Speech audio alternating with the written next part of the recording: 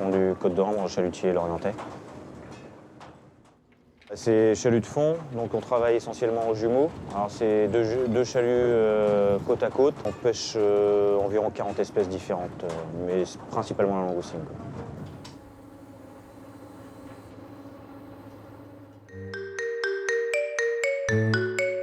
Thomas Rimaud, chargé de mission à l'Aglia. L'Aglia, c'est l'association du Grand Littoral Atlantique. C'est une association qui est financée par les 4 régions de la façade atlantique, dont l'objectif est de répondre aux attentes des professionnels sur les problématiques pêche et aquaculture sur sa zone de compétence. La pêcherie langoustinière est une pêcherie qui est très encadrée, avec tout d'abord des licences nationales pour lesquelles il y a un contingentement, donc il limite le nombre de licences et donc de bateaux qui ont accès à la pêcherie, et qui définit une taille réglementaire de la langoustine de 9 cm, qui est supérieure à la taille réglementaire définie par la Commission européenne, qui est de 7,5 cm.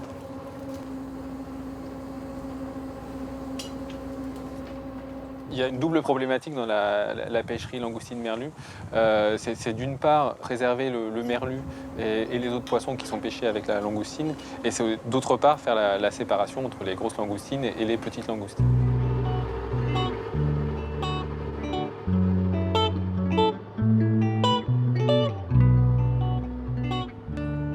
Il y a eu un gros problème à un moment donné sur le merlu, qui n'est plus à l'heure actuelle, vu que le problème qu'on a sur le merlu, c'est un problème de marché.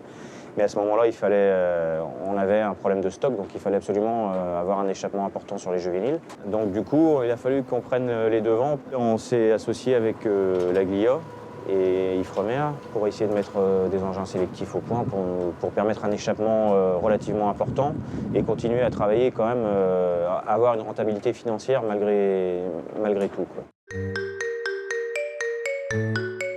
Marc Meillat, moi je suis chercheur à l'Ifremer. Je travaille sur tout ce qui est développement d'engins de pêche, amélioration. En résumé, un chalut, c'est un entonnoir. Il est remorqué par un bateau. L'ensemble des animaux capturables rentrent dans le filet.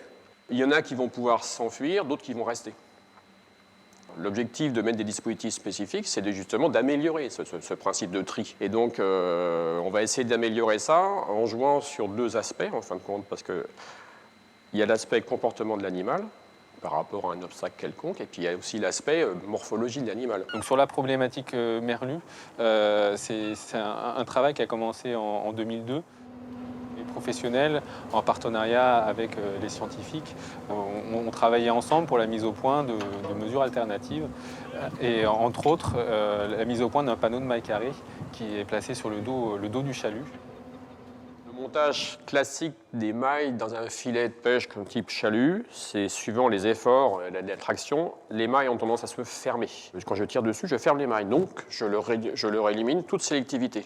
Quand je monte des mailles carrées, je suis une rangée de nœuds consécutifs, et quand je tire dessus, là, c'est raide, il n'y a plus de géométrie variable, et je peux arriver à avoir des mailles qui me prennent la forme d'un carré. Le losange devient carré. Donc du coup, tout ce qui est filtration, donc passage de l'eau et passage des poissons également, on est vraiment dans le cas optimisé.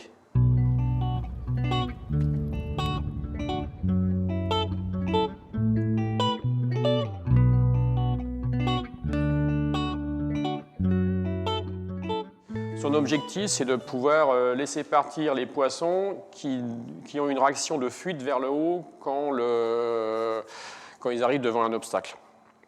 Donc là, c'est surtout adapté pour le merlu. Des résultats qui sont positifs, donc sur le merlu, un échappement de l'ordre de moins 25 à moins 35% de merlu, qui correspond à environ 14 millions d'individus épargnés, et une réduction générale des rejets de l'ordre de 40%. Compte tenu de l'efficacité de ce dispositif, il a été adopté par l'ensemble des professionnels en 2004.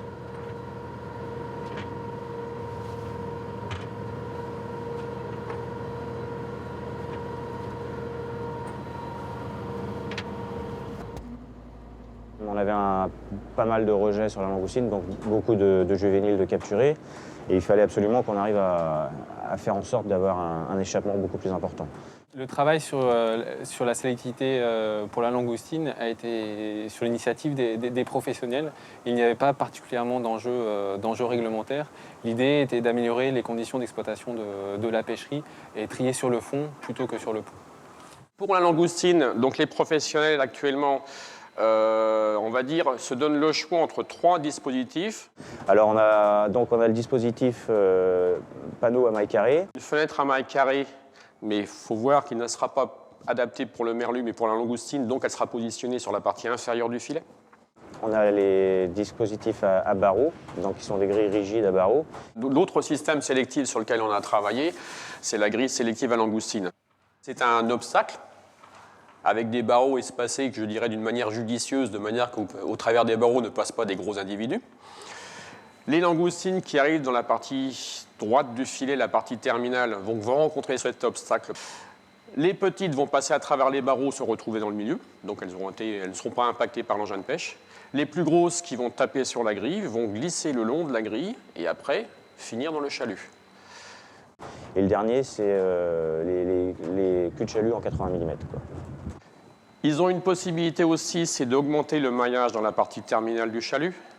Actuellement, la réglementation imposait 70 mm réglementaire. Les gens, dans une grande partie de la flottille, sont passés de 70 à 80 mm réglementaire. C'est-à-dire qu'ils ont augmenté la taille des mailles pour augmenter la sélectivité des engins.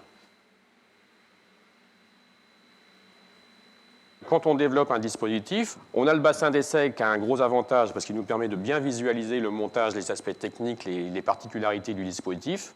Ensuite, on a des l'Ifremer à des bateaux, dont un qui est un ancien chalutier qui s'appelle le Gwenrez, sur lequel on fait nos essais. Et ensuite, après, c'est la phase de transfert, collaboration, coopération à bord de navires professionnels. Le travail sur la langoustine a commencé en 2006. Tous ces dispositifs ont été testés à bord des navires professionnels, avec environ sur 2 ans 200 marées échantillonnées, avec un observateur embarqué qui mesurait l'intégralité des captures, d'une part dans le chalut témoin, qui n'était pas équipé du dispositif sélectif, et d'autre part dans le chalut avec le dispositif sélectif qui permettait de comparer les captures dans l'un et l'autre des chaluts. J'ai dû faire en tout 5 campagnes, mais bon, il y a eu des dizaines d'autres bateaux à le faire, donc ça a pris pas mal de temps quand même. Donc il fallait calculer l'échappement des juvéniles, mais il fallait aussi voir ce qu'on perdait ce qu'on avait comme perte commerciale, quoi. Le but du jeu étant d'avoir le maximum d'échappement de juvéniles et le minimum de pertes commerciales. Donc ça n'a pas été tout le temps facile, mais on a réussi à trouver un compromis à peu près correct.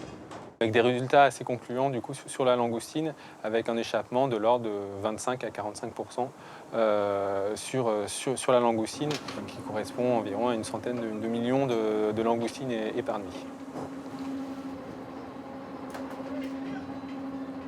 Ces dispositifs ont été rendus obligatoires au niveau national dans le cadre de la licence langoustine dès 2006.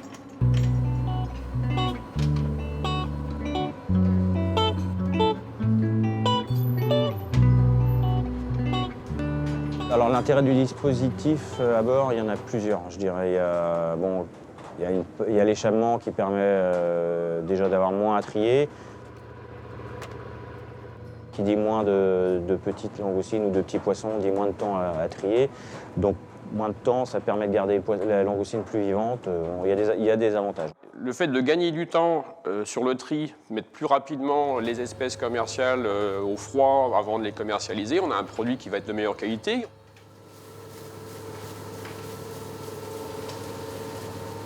D'avoir une meilleure conscience par rapport justement à ces rejets qu'on n'a pas à bord. En termes d'intérêt, effectivement, il y a l'intérêt préservation de la ressource de manière que nos enfants et petits-enfants puissent continuer à pêcher et manger du poisson. C'est une amélioration de la ressource, donc la ressource qui est exploitée par les pêcheurs. On a eu un prix, je crois que c'est à Boston, pour les innovations justement de sélectivité. La pêcherie langoustinière a reçu un prix à Boston au Seafood Choice Alliance et elle a été récompensée pour le travail effectué dans le cadre des travaux sélectivité. Ça a été cité comme une démarche volontaire de la part des professionnels, particulièrement exemplaire. C'était la preuve que les professionnels n'attendent pas une réglementation qui va leur tomber sur le dos, ils sont capables de faire, ils sont une force de proposition.